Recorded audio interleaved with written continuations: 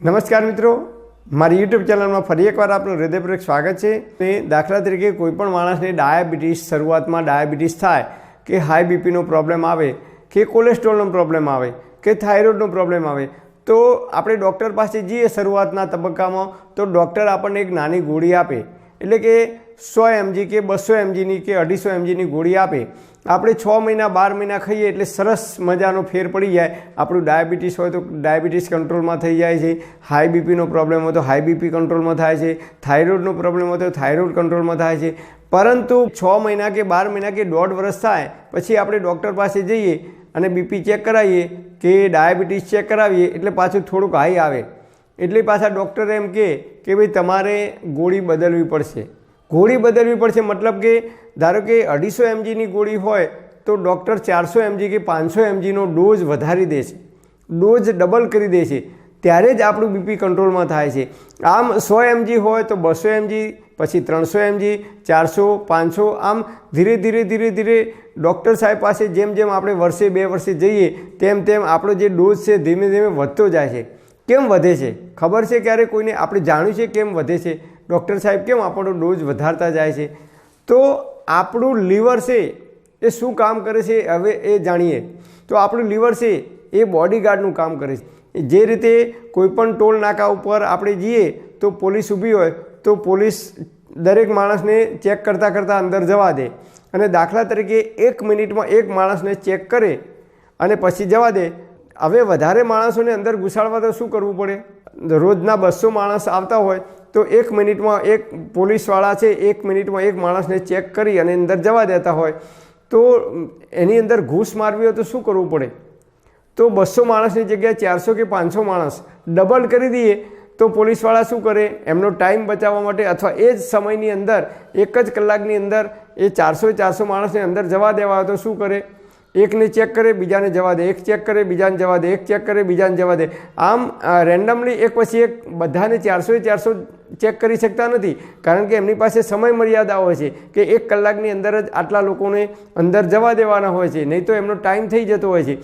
એટલે એક ચેક કરે અને એક જવા દે, એટલે કે અમુક લોકો 50% લોકો અંદર ઘૂસી જાય છે અને 50% લોકોને જે ચેક કરી શકે છે, કારણ કે એમની પાસે ટાઈમ હોતો નથી। બસ એ જ રીતે ડૉક્ટરો પણ એવું જ કરે છે કે આપણું જે લીવર છે એ કોઈપણ આપણે ગોળી ગળીએ, ડાયાબિટીસની હોય, હાઈ બીપીની હોય, કોલેસ્ટ્રોલની હોય કે થાઇરોઇડની કોઈપણ ગોળી આપણે ગળીએ કે માથાની ગોળી ગળીએ કે કળતરની ગોળી ગળીએ ત્યારે એ પેટમાં જાય એટલે આપણું લીવર છે એ ગોળીને તરત રોકી દે છે। પોલીસની જેમ ઊભું હોય છે આપણું લીવર અને એને ખબર પડે છે કે આ ખોરાક નથી, આ બોડીને નુકસાન કરવાની કોઈ વસ્તુ છે, કારણ કે ગોળી એ રાસાયણિક છે, એ કેમિકલથી બનેલી છે। સફરજનમાંથી કે ચીકુમાંથી કે હળદરમાંથી બનેલી હોતી નથી, એ કેમિકલમાંથી બનેલી હોય છે। એટલે લીવરને તરત ખબર પડે છે કે આ વસ્તુ શરીર માટે, બોડી માટે હાનિકારક છે, એટલે તરત લીવર એને રોકી દે છે। લીવર રોકી દે છે એટલે 50% તમે જે ગોળી ગળો એની માત્ર 50% અસર થાય છે। 250 mgની ગોળી આપણને આપે છે તો આપણું લીવર 100 થી 150 mg જેટલી તાકાત ધરાવે છે, બળ વાપરે છે પોતાનું એ લીવર, અને ગોળીને રોકી દે છે અને એને મળમૂત્ર દ્વારા બહાર કાઢી દે છે। અને બાકીની ગોળી છે એ જેમ પોલીસવાળા એક પછી એક જવા દે છે ને, જેમ પોલીસવાળા 1 મિનિટમાં 2 માણસને ચેક કરી શકતા નથી, એક ચેક કરે ને એક જવા દે, એ રીતે લીવર એ જેટલું કામ કરે છે એટલા જ પ્રમાણની અંદર એ કામ કરી શકે છે। એ ગોળીને પછી જેમ જેમ ગોળી અંદર આવતી જાય શરીરમાં તેમ તેમ આ આપણું બોડી છે એ આપણા લીવરને તાકાત આપે છે, આપણું લીવર છે મજબૂત બનતું જાય છે દિવસે ને દિવસે વધુ ને વધુ, કે એ ગોળીનો જે પાવર છે એ પાવરને અંદર જતો રોકે છે। 50% જતી હોય તો 40% કરી દે છે, 30% કરે છે, 25% કરે છે, 20% કરે છે। આમ આપણું લીવર છે તાકાતવર બને છે અને એ ગોળીને રોકવા માટે સક્ષમ બનતું જાય છે। અને એટલા માટે તો આપણે કહીએ છીએ ને કે ભાઈ આ બધી જેટલી પણ ગોળીઓ આપણે ગળીએ એ ગોળીના લીધે આપણું લીવર કે કિડની ખરાબ થઈ શકે છે લાંબા ટાઈમે। એનું કારણ એક જ છે કે કિડનીને પણ એ વસ્તુને વારંવાર ગાળવી પડે છે, એ કેમિકલને એની અંદરથી કિડનીમાંથી પસાર થાય છે અને એ પછી જ એ બહાર નીકળે છે. એટલે કિડની પણ લાંબા સમય સુધી જો વધારે પડતી દવાઓ ખાઈએ તો કિડની ઉપર અસર થાય છે, એનું કારણ આ જ છે. અને લીવર ઉપર અસર થાય છે, એનું કારણ પણ આ જ છે.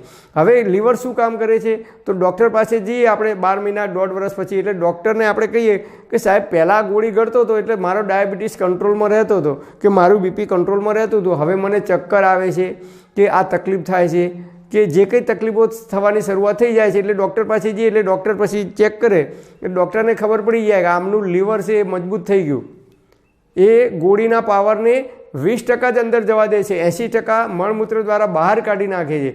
એટલે ડૉક્ટર શું કરે, 250 mgની ગોળી હોય તો સીધી 500 mgનો લખી આપે, પાવર વધારી દે. પાવર વધારે એટલે આપણા લીવરને પછી લીવર 250 mg સુધીની તાકાત ધરાવતું હોય છે રોકવાની, અને પછી 500 mgની ગોળી આપણે બીજા દિવસે ગળવાનું ચાલુ કરીએ એટલે આપણને તો હા જ સાહેબે હવે ગોળી લખી આલીને હવે ખૂબ સારી અસર થાય છે. સારી અસર થતી નથી, પણ સાહેબે 500 mgનો ડોઝ કર્યો, એના લીવર છે એ 250 mg સુધીનું તાકાત કેપેસિટી ધરાવે છે રોકવાની, અને એ 500 mgને રોકવા માટે શરીર પાછું ફરીથી મહેનત કરે છે. આપણું લીવર, આપણી કિડની ફરીથી એ વસ્તુને રોકવાનો પ્રયત્ન કરે છે 6 મહિના 12 મહિના સુધી. અને એ પોતાની જે તાકાત છે એ ખોરાકને પચાવવામાં નહીં, પરંતુ આવી જે નકામો કચરો જે આવે છે, જે કેમિકલ આવે છે, જે રસાયણ આવે છે, એને રોકવા માટે, શરીરના અન્ય ભાગોને નુકસાન ના કરે એટલે એ કચરાને રોકવા માટે લીવર છે અને કિડની છે પોતાની પૂરેપૂરી તાકાત લગાવવાની શરૂઆત કરી દે છે. અને એના લીધે આપણે કહીએ છીએ કે ભાઈ આ માણસ રોજ દારૂ પીતો હતો તો 15 કે 20 વર્ષે એની કિડની ખરાબ થઈ કે લીવર ખરાબ થયું. અથવા જે લોકો નિયમિત બીપીની, ડાયાબિટીસની, કોલેસ્ટ્રોલની કે જે કંઈ દવાઓ ખાતા હોય કે શરીરમાં દુખાવાની ગોળીઓ ખાતા હોય તો એ લોકોને 15, 20 કે 25 વર્ષે કિડની ઉપર અસર થાય છે. અને અમુક લોકોને કિડની ખરાબ થઈ જાય છે, અમુક લોકોને 2 કિડની ખરાબ થાય છે 55, 60 કે 65 વર્ષની ઉંમરે, અને અમુક લોકોને ડાયાલિસિસ કરાવવાની જરૂર પડે છે. તો આ વધારે પડતી જે આપણે ગોળીઓ ગળીએ છીએ, દવાઓ કહીએ છીએ, એ દવાઓના લીધે આપણા શરીરની અંદરના જે ઓર્ગન છે એ ધીમે ધીમે ખરાબ થવાની શરૂઆત કરે છે. કારણ કે એમની પાસે જે તાકાત હોય છે એ બોડી પૂરેપૂરી શક્તિ, પૂરેપૂરી તાકાત એ કેમિકલથી બચાવવા માટે મજબૂત કરે છે. તાકાત એની અંદર વપરાઈ જાય છે અને એના લીધે એ છેવટે થાકી જાય છે, હારી જાય છે અમુક સમયે 20 કે 25 વર્ષ પછી. અને આપણે કહીએ છીએ કે ભાઈ આમનું લીવર ખરાબ થઈ ગયું કે આમની કિડની ફેલ થઈ ગઈ. તો એનું કારણ આપણે પોતે જ છીએ, આપણા બાજુવાળા નથી, ઉપરવાળા કોઈ નથી. ઉપરવાળાને પણ દોષ આપવાની જરૂર નથી. ઘણીવાર આપણે કહીએ છીએ અરે રે ભગવાને આની કિડની ખરાબ કરી દીધી, 2 કિડની ખરાબ કરી દીધી, કે ભગવાને આમનું લીવર ખરાબ.